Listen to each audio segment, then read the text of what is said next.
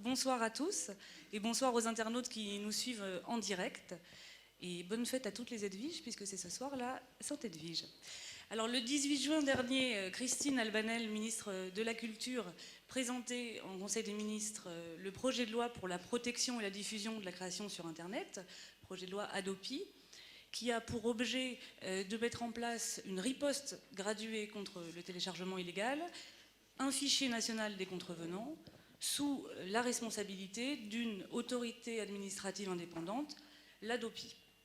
Le principe est que les ayants droit dont les œuvres sont piratées peuvent donc saisir l'Hadopi, qui met en place le mécanisme de la riposte graduée, en envoyant des avertissements aux internautes concernés, un premier avertissement suivi d'un deuxième avertissement, et pouvant aller jusqu'à le prononcer d'une sanction d'1 mois à 1 an de suspension de l'accès Internet.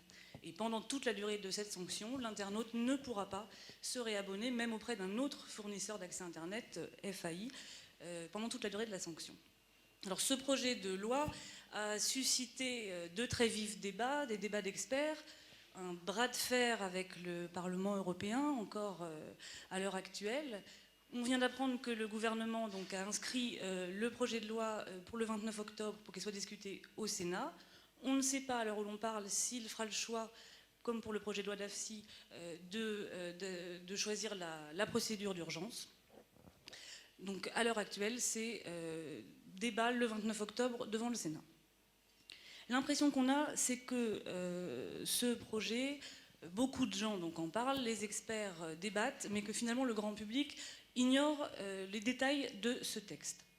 Or, un récent sondage commandé par La Tribune et Fauna House nous indique que 60% des Français actuellement disposent d'un accès Internet. Et parmi ces 60%, 18% d'entre eux avouent ou déclarent ou reconnaissent ou revendiquent télécharger illégalement. Donc 18% de ces 60%, si mes calculs sont bons, c'est près de 7 millions de personnes. 7 millions de personnes directement concernées par le projet de loi, c'est peut dire que c'est beaucoup de monde. D'où l'idée de ce débat ce soir, de ce débat public, et de mettre en scène un procès du projet de loi au sens équitable du terme, c'est-à-dire avec une accusation et une défense et la possibilité pour les pour et pour les contre de s'exprimer équitablement. Pour ce faire, donc, j'ai le plaisir d'accueillir dans le rôle de l'accusation Jérôme Justy, qui est avocat au barreau de Paris, et donc, une fois n'est pas coutume, endossera la robe du procureur. En face de lui, Serge Vatine, également avocat au barreau de Paris, qui assumera le rôle de la défense. À leur côté, 5 grands témoins, donc pour l'instant, ils ne sont que 4. On espère que le 5e nous rejoindra vite. Tout d'abord, Hervé Rony, directeur général du SNEP, le syndicat national des éditeurs phonographiques. Bonsoir. Vous aurez donc l'occasion de nous exposer la position du SNEP, qui s'est naturellement positionné favorablement par rapport au texte. En face, Jérémy Zimmermann, cofondateur, bonsoir, cofondateur donc de la Quadrature du Net, une initiative citoyenne pour la défense des libertés sur Internet, et qui s'est farouchement positionné contre le projet de loi Hadopi, et qui nous exposera donc les raisons de ce positionnement. Alors nous avons souhaité également ouvrir ce débat et élargir, faire une prospective sur la question de l'offre légale.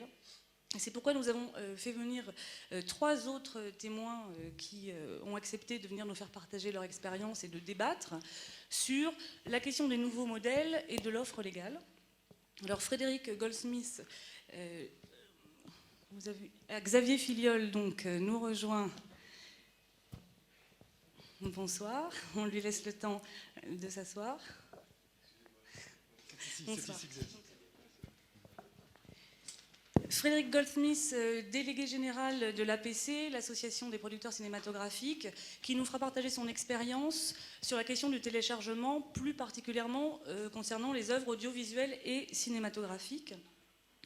et Xavier Filiol, donc, qui est le président de la commission musique du GEST, le groupement des éditeurs de services en ligne, qui donc nous exposera sa position sur l'offre légale et nous présentera également, je l'espère, un panorama de l'intégralité de l'offre en matière de musique sur Internet en 2008. Et enfin, Simon Estolenen, bonsoir, qui est donc associé dirigeant d'un site qui s'appelle My Major Company, qui propose un nouveau modèle économique puisqu'il s'agit de faire produire des œuvres musicales par les internautes. Donc il nous fera partager son expérience, l'expérience de My Major Company. Et puis au final, eh bien, c'est surtout vous, le public, et vous, internautes, qui aurez le dernier mot. Parce que l'idée du débat de ce soir, c'est de vous permettre, vous, de vous positionner avec tous les éléments qui auront été débattus et de vous positionner pour ou contre le projet de loi. Ce qu'on vous propose ce soir, c'est d'être un jury et, en entendant les arguments pour et contre, au final, de trancher et d'avoir le dernier mot. Le vote sera connu, enfin le résultat du vote sera connu dès demain sur le blog happeningjuridique.com. Vous aurez donc les résultats du vote.